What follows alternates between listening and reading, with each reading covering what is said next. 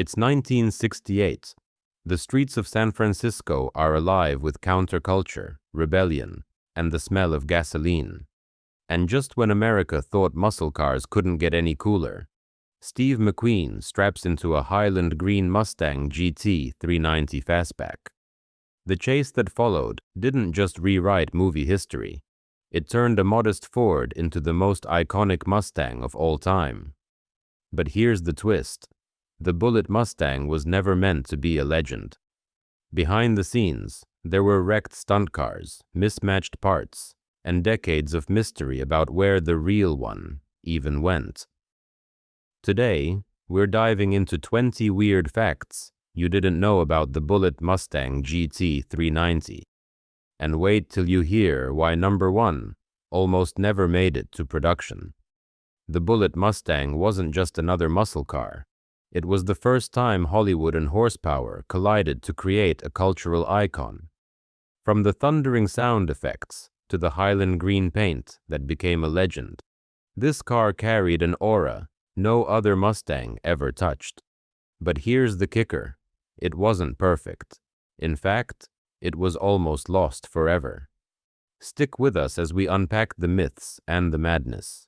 And if you love stories of muscle car mysteries, hit that subscribe button now, because the Bullitt's secrets are about to roar. 2 cars, 1 legend. Most fans think there was only one Bullitt Mustang. The truth? Warner Brothers ordered 2 nearly identical 1968 Mustang GT 390 fastbacks, both painted Highland green, both optioned with the S-code 390 V8. One was a hero car, used for beauty shots with McQueen. The other was a stunt car, modified with heavy-duty suspension, skid plates, and camera mounts. The stunt car took the biggest abuse in San Francisco's hills. After filming, one car was supposedly scrapped, while the other disappeared into private hands. Spotter's tip. The stunt car's telltale sign is welded reinforcements underneath, and if 2 cars made the magic, just wait until you hear how they sounded. Nothing like reality. The engine sound was fake. Here's the twist. The Bullitt Mustang's roar that shook theaters. It wasn't the GT 390 at all. The film's sound crew dubbed over raw engine audio from a Ford GT40 race car recorded at Riverside Raceway. Why? The Mustang's real exhaust wasn't aggressive enough for Hollywood drama. The result was cinematic perfection, but mechanical fantasy. Even more shocking, the villain's Dodge Charger sound was enhanced too, giving the chase a symphony of snarls. Collectors today love fitting Bullitt-style exhausts that mimic the film mix, though none can quite match that movie thunder. And if fake sounds bother you, the chase itself was even more surreal. The chase wasn't all in San Francisco. Fans imagined the entire chase tearing through San Francisco's hills. But here's the kicker. Parts were shot in Daly City and even near San Bruno, stitched together to look continuous. Continuity slips show the cars looping, past the same buildings multiple times. One block even appears 3 different times in the final cut. The movie magic fooled audiences, but car spotters caught it. Today, Bullitt tours in San Francisco retrace the route, though it's impossible to match the editing. Spotter's tip: look for the Paul's Flowers building. It pops up twice in supposedly separate sections. And if you think geography tricks are fun, wait until you see how the Mustang itself was disguised. The Mustang's badges were removed. Here's the part nobody talks about. The Bullitt Mustang wasn't advertised as a Mustang at all. Warner Brothers removed every Ford and Mustang badge from the car. Why? Director Peter Yates wanted the car to look like a gritty street machine, not a showroom advertisement. The car wore plain black grille trim and no pony emblem. Even the fuel cap lost its Mustang logo. Collectors today call this the debadged look, and Ford has copied it in modern Bullitt editions. Spotter's tip: an authentic '68 Bullitt-style grille is wide open. No pony, no chrome. And if badge deletes seem bold, Wait until you hear what happened to the tires. The Mustang burned through tires, like candy. The chase was so intense that the production went through multiple sets of tires. On the steep San Francisco hills, the Mustang shredded rubber almost daily. Crew members rotated tires constantly to keep continuity. Here's the kicker. The stunt car switched brands mid-shoot, and eagle-eyed fans have spotted different tread patterns between cuts. In some frames, the car even hops slightly because of uneven tire wear. Collectors say finding original-style Goodyear Speedway white leather tires is almost impossible today, and they fetch a premium. And if tires wore thin, the Mustang's fate after the film was even more mysterious. Steve McQueen tried to buy it back. Here's the kicker. Steve McQueen himself wanted the Bullitt Mustang back. Years after filming, McQueen tracked down the surviving hero car and wrote letters offering to buy it. The owner, a New Jersey man named Robert Kiernan, refused. McQueen even personally called, pleading to reclaim the car that made him a legend. Allegedly, Kiernan loved telling friends that he once turned down the King of Cool. Today, McQueen's letters survive as prized artifacts, proving his obsession. For collectors, that refusal adds mystique and millions to the car's value. And if McQueen couldn't get it back, imagine what Ford tried decades later. Ford lost track of the car for decades. After Bullitt wrapped, the stunt car was reportedly scrapped, while the hero car quietly passed into private hands. Ford Motor Company had no record of either car's fate. By the 1980s, rumors swirled that both were gone forever. Auction houses chased dead leads, and magazines speculated the Mustang was rotting in a barn. Even more shocking, Ford themselves had to call McQueen's family to confirm they had no claim on it.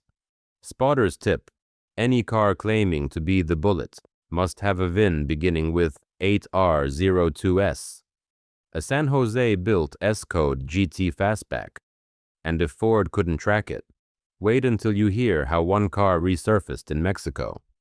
The stunt car was found in Mexico. For decades, the stunt Mustang was considered crushed, but in 2017, a Mustang shell surfaced in a Baja junkyard. Enthusiasts noticed telltale welding on the shock towers and unique stunt modifications. After verification, experts declared it the lost Bullitt stunt car. Here's the twist.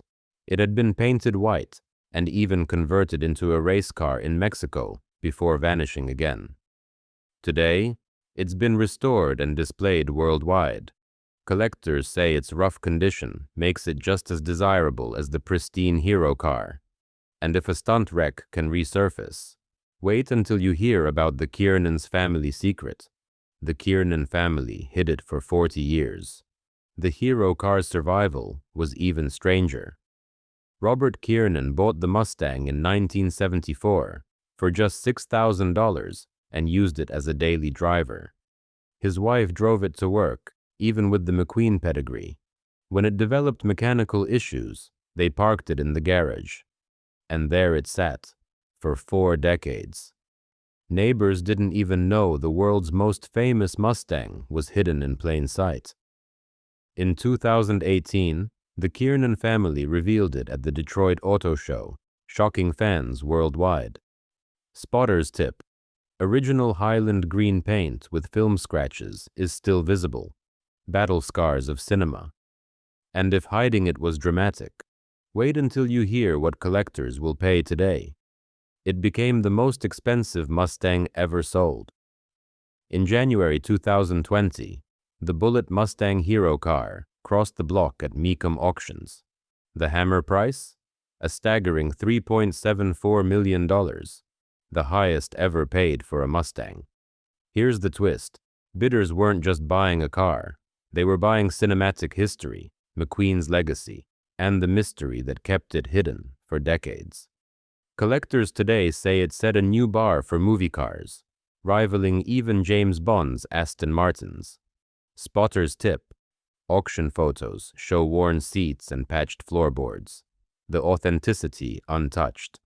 And if millions sound outrageous, just wait until you hear about the chase scene that almost didn't happen. The chase nearly got cut from the film. Here's the kicker. Warner Brothers executives originally thought the chase was too long.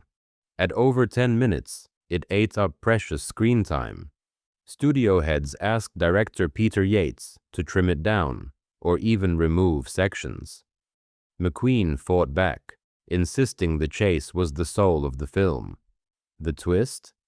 Had he lost that battle, the Bullitt Mustang might never have become legendary.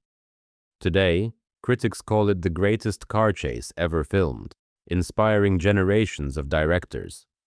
Collectors know that without those 10 minutes, the Mustang GT 390 would just be another late 60s muscle car.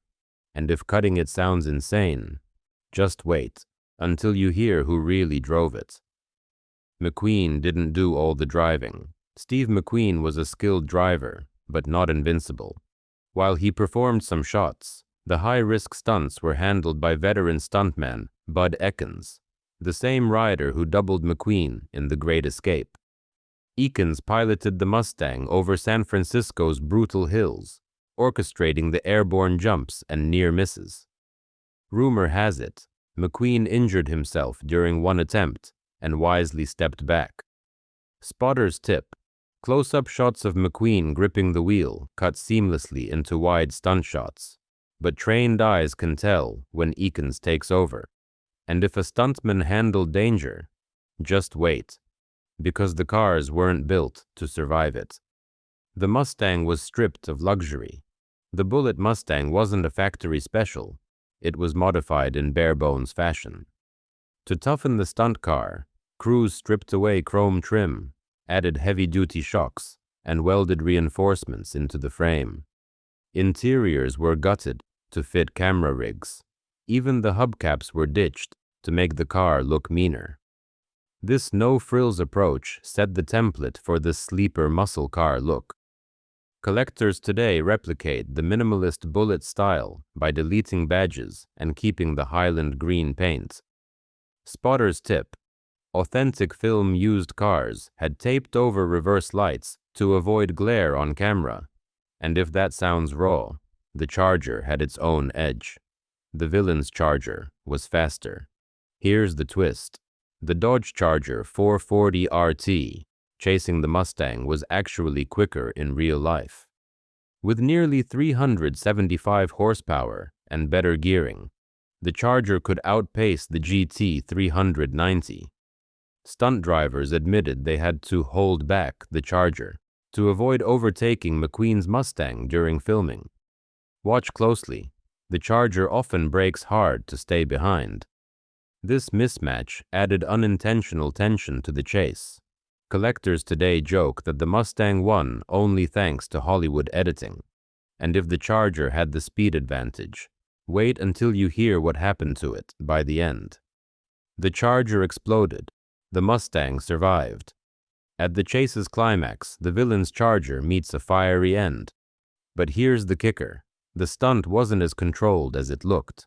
Pyrotechnics were rough, and the car nearly detonated earlier than planned. Crew scrambled as the Charger burst into flames, burning hotter than expected. Meanwhile, the battered Mustang kept going, limping but intact. This cinematic survival helped cement the Mustang's underdog image. Spotter's tip: the real Charger stunt cars were destroyed, while the Mustang lived on, fueling its legend. And if surviving explosions sounds wild, wait until you hear what happened with Ford's own Bullitt editions years later. 5. Ford revived the Bullitt more than once.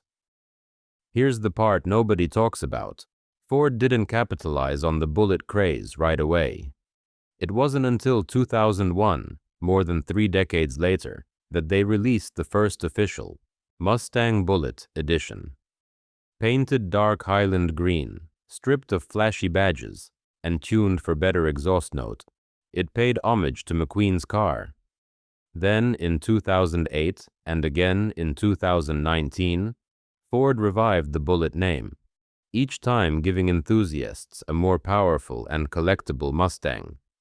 The 2019 version packed 480 horsepower and a white cue ball shifter, a nod to McQueen's film car.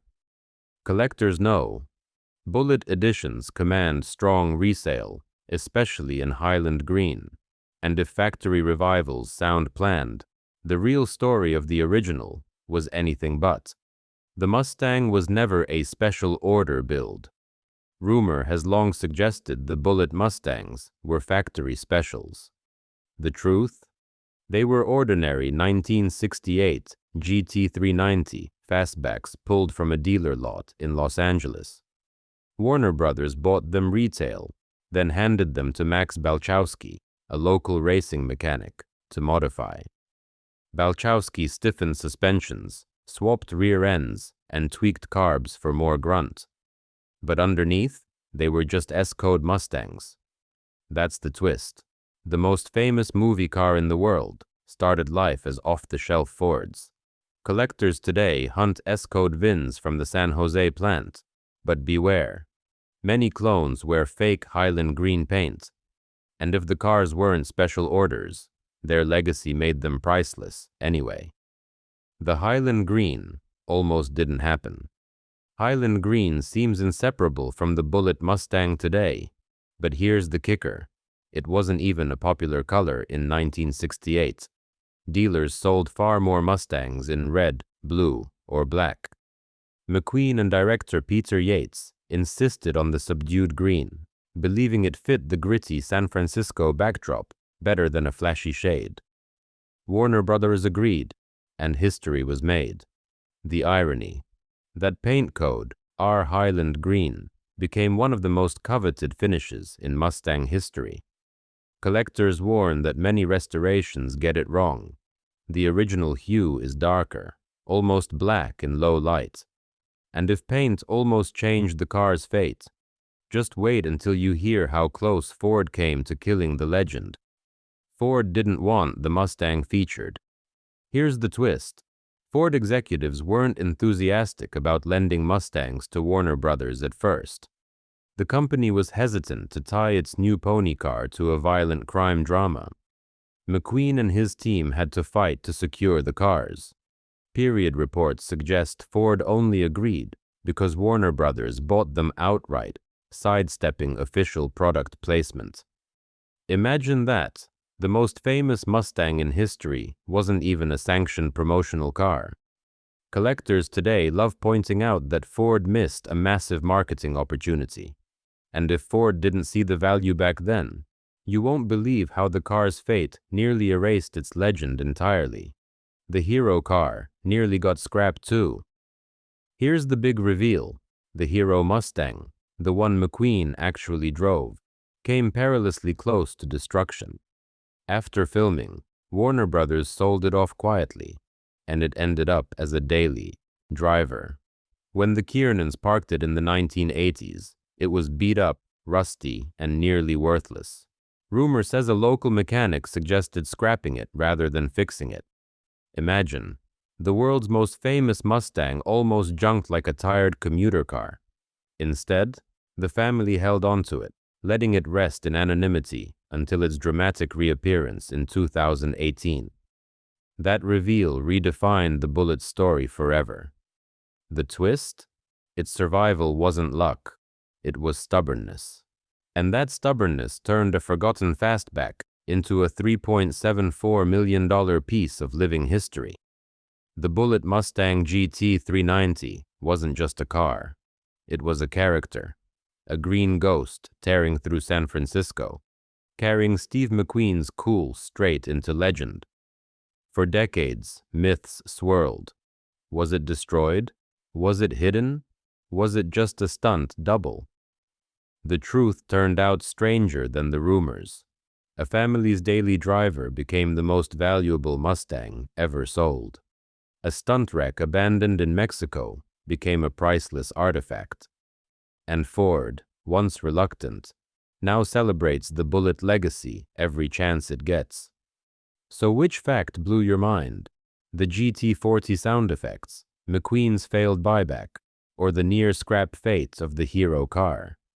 Drop your take in the comments. And if you want more Hollywood horsepower stories, check out our deep dives into Gone in 60 Seconds, the Charger from the Fast and the Furious, and the Eleanor myth. Because the chase isn't over, not for Mustang fans, not ever.